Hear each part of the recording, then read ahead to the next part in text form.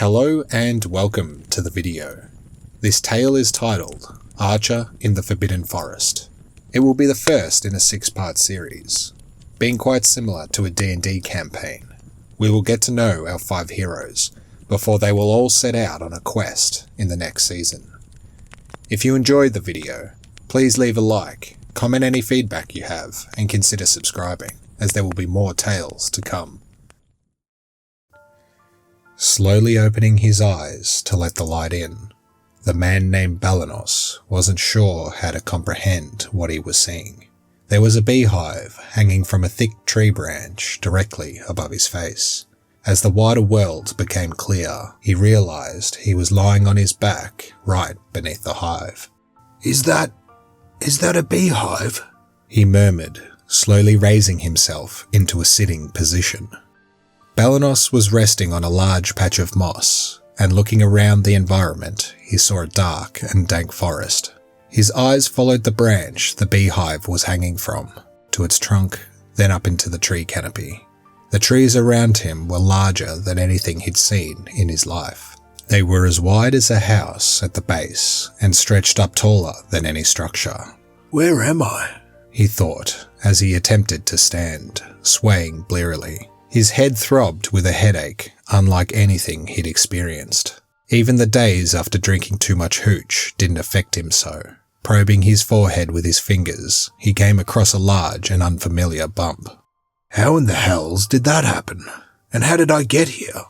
he wondered aloud, rubbing the back of his neck more out of habit than pain. As he looked about more carefully, he was comforted to see his trusty bow and quiver were only a few steps away. They were laying behind him, tangled up in a bramble bush.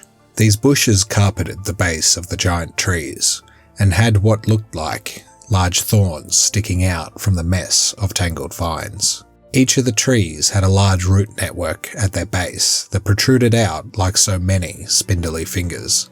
Having gained his feet, he gingerly made his way onto the forest floor. Balanos was a man of average height, with light brown eyes and a gruff exterior. He had shoulder-length dark brown hair and a scruffy beard, the grey in both showing his age. His thick, wiry eyebrows were stuck out in all directions, and were as long and tangled as his moustache. The decades he'd spent in the army had given him a firm physique. However, the long years since hadn't been kind to him, leaving him a shadow of his former self. He had a large scar that ran from the left corner of his mouth through his chin before disappearing under his collar. A lucky turn of the head at the right time meant he only had a scar from a crossbow bolt instead of following it into the dirt. He wore old peasant garb, consisting of a thick green tunic with a leather belt, repeatedly patched brown trousers, calf-length leather boots, whose soles had been worn down to almost nothing. He usually wore his huntsman's cap, but age had caught up with it, a fate he imagined would soon befall the rest of his gear. The only truly distinguishing piece of clothing he owned was an olive green hooded cape, trimmed in dark green, crafted by a master tailor. It had been a gift from the king himself to all the captains of the army who had participated in the grueling but finally successful siege of Dorburg Castle many years ago. Most of his comrades from that campaign had died or disappeared long ago, leaving Balanos feeling older than ever. As a young man, he'd had no true purpose, nothing and no one to care about. Joining the army changed all that. Not only had they given him a cause to fight for, it was because of them that he had met his wife, Ira. She had been acting as a nurse when the fighting grew closer to her family's farmstead. She had been the one to patch him up when he was wounded, and they quickly bonded over a shared dream to one day own a plot of land they could call their own. As he recovered from his wounds, they would talk about their future together, their plans to raise crops and a few animals on a small farm. It was the first time since joining the army that he had thought about anything other than war. Once married, she found them a quiet patch of land that was all his meagre wages could afford, and together they turned it into a happy home. Their happiness wasn't to last. He had let her down one too many times, and she was leaving him.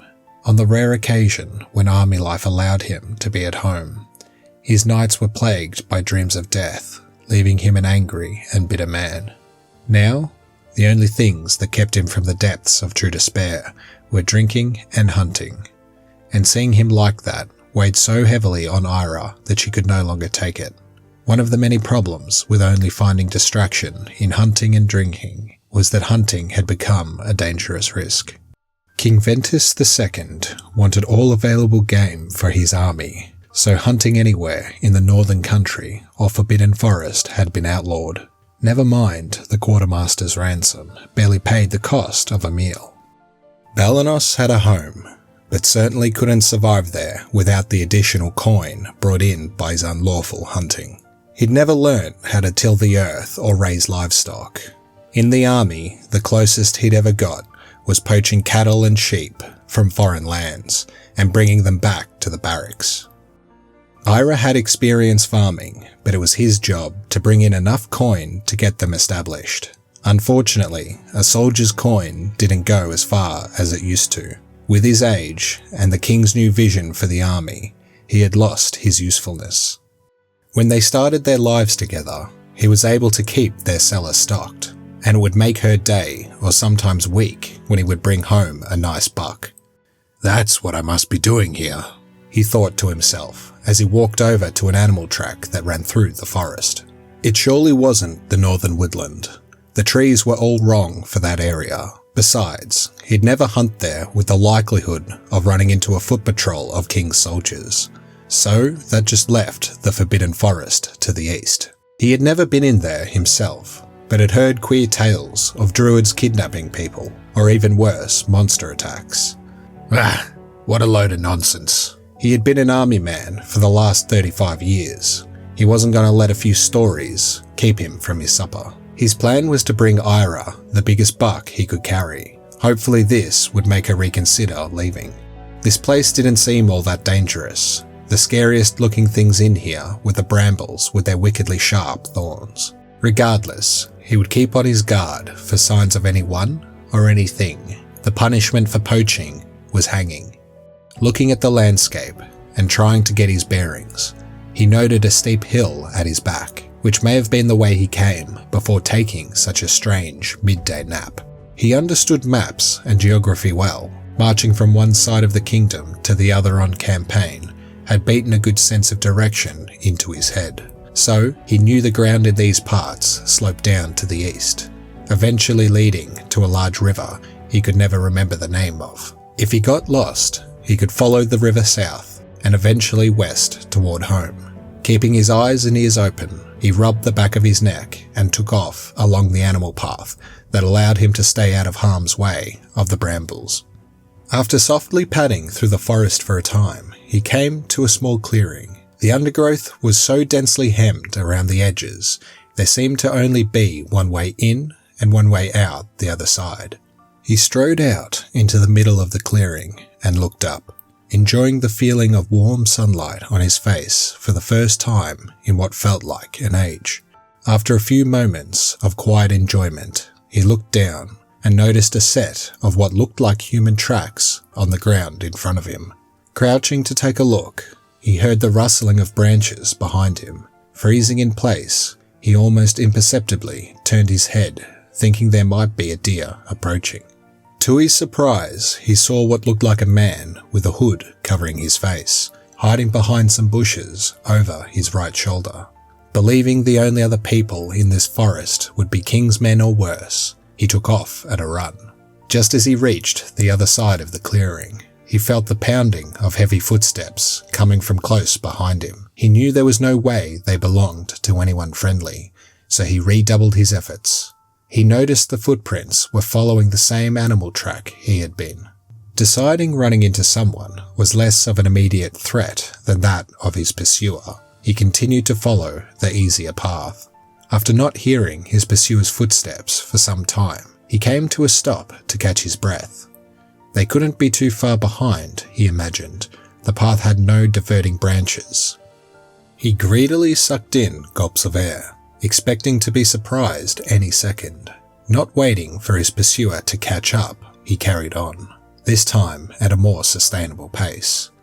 The path had been curving to the right and climbing in elevation, nearing what looked like the top of a hill. He stopped right before the crest as he saw another clearing at the summit. Balanos thought he might be able to see a landmark or something to help guide him out of the forest from atop the hill, so, trying to stay out of sight, he approached the glade carefully. The massive tree canopy had thinned here, and the brambles had also petered out, leaving a rough oval-shaped clearing. Rays of sunlight beamed down, creating a great pool of light on the forest floor. It wasn't until he was fully in the clearing that he noticed what looked like a giant reflection shimmering from the middle of the clearing. Only it wasn't showing a mirror image, because if it was, he'd be able to see his shocked face reflected back at him. It appeared to Balanos that he was standing in front of a 20-meter tall archway. As he watched, mesmerized by the shimmering surface, he noticed that it took on a blue tint whenever the sunlight hit it at a particular angle. The closer he got, the more impressive this thing was. Keeping his ears pricked, he stood there a moment and feasted his eyes. All he could see beyond this illusion was a sharp decline in the forest floor at the other side of the hilltop. After what felt like only a few heartbeats, he once again heard the rustling of shrubs, so without hesitation, he started toward the archway. He heard a man's voice call out, "Halt!" He didn't turn back. Instead, he spurred himself into a run, crossing the remaining distance in 3 strides. He only trusted things that made sense to his battle-hardened mind, so never believing this had anything to do with magic or any other such nonsense, he ran right at the shimmering archway. Reaching it, first his outstretched arm, then body, passed through without resistance, so he kept going. Now on the other side of the shimmer, he dared a glance back over his shoulder and saw with great horror the man running directly at him. Running for his life, he turned to the right, plowing through a patch of the undergrowth. Hoping to lose his pursuer, he continued to forge his way through the dense foliage, rather than follow the easier routes made by the animals of the forest. His going got easier as the forest floor turned from a steep descent to a more gentle slope. Coming to a stop to catch his breath again, he rubbed the back of his neck as he thought, "Surely that guy can't still be following me. I better keep to the bushes, just in case." Calming his panicked mind with a few practiced breaths, he carried on. After making good progress, he came across another clearing, but this one looked familiar. This time, rather than simply exposing himself by walking into the open, he would circle around its edges. If he could figure out which way was east, he could make for that river. Once outside the forest, he would be able to grab a log and float himself down the river if it really came to it. When he was about halfway around, he heard what sounded like footsteps. He froze, immediately pulling his hood down low to conceal his face and crouching behind a large bramble thicket. "Gods above, please don't let that be my pursuers." From his concealed position, he noticed a man walk into the clearing with his back towards Balanos. The man wore a cloak with his hood pushed back, exposing his dark hair, a bow and quiver slung over his shoulder. Other than that, he couldn't make out any other distinctive markings. The center of the clearing was bright with sunlight, and since he had been trudging through the darker undergrowth for quite some time now, his old eyes needed time to adjust. Blinking and trying to make out more details, he accidentally leant forward, rustling the thicket of brambles he was crouched behind. This clearly startled the other man as he took off at a run. With eyes now firmly fixed to the man's back, Balanos could see clearly that the man's cloak had the markings of the Dorberg gift. One of his fellow brothers-in-arms must have been in this infernal forest as well. Thinking about his options for a split second, he decided to follow this man, as two should be able to put up a better fight than one, especially if it was the king's soldiers he'd been hearing. This fellow might not be aware of the danger. As he broke through the bush he'd hid behind, a twig snapped underfoot, spurring the other man to run even faster. Although he knew it might mean that he would fail to catch the fleeing man, Balanos wasn't willing to risk his neck by following the well-worn and more exposed forest path. Not even for a possible ally, he wasn't going to the afterlife early for anyone. Instead, he decided to stick with his plan of trudging through the dense foliage, keeping as quiet as possible. The going was slow at first, but the man was leaving faint footprints in the mossy grass which he was able to follow. The trail had begun to head uphill, and Balanos started getting a strange sense of déjà vu. Not wanting this man to run right into the arms of the king's soldiers or worse, he decided to take a shortcut and head directly up the hill, rather than the skirting path the footprints were following. Guessing the man would make for high ground also, probably to see if he could find a landmark. Balanos continued cutting through the brambles, finally making his way to the top of the hill, where he saw a strangely recognizable sight. There was that giant archway, and what was stranger was the man standing right in front of it. He sensed something mighty odd was going on, but he didn't have time to dwell on it. He just had to catch the man before any of the king's men spotted him. Making sure the coast was clear on all sides, he pushed his way through the shrubs and started to approach the man. Balanos didn't want to risk alerting the soldiers he was sure were following him, but he also felt he had to stop the man from passing through the archway. He could barely stand, let alone continue chasing someone for much longer, so in his panic he shouted out, "Halt!" This only made the man fly like the wind. So, it was now or never. Mustering his remaining energy as best he could, he charged after the fleeing man. He was almost on him when the man passed through the illusion without breaking stride. This time, as Balanos went to pass through, it burst into a cloud of blue smoke. The smoke immediately stung his eyes and left him temporarily blinded, while every gasped breath sucked frigidly cold air into his lungs. Coughing and blinded by the fog, he tripped down the steep edge of the clearing. Tumbling head over heels, his bow and quiver fell off his shoulder. Crashing down the hill, he never saw the branch speeding towards his head. Slamming his brow into the branch on the way down, he tumbled into a pile near the base of a tree. With his truly last remaining effort, he rolled himself onto his back and looked up. Is that a beehive?" he said as the world grew dark and he knew no more. The end.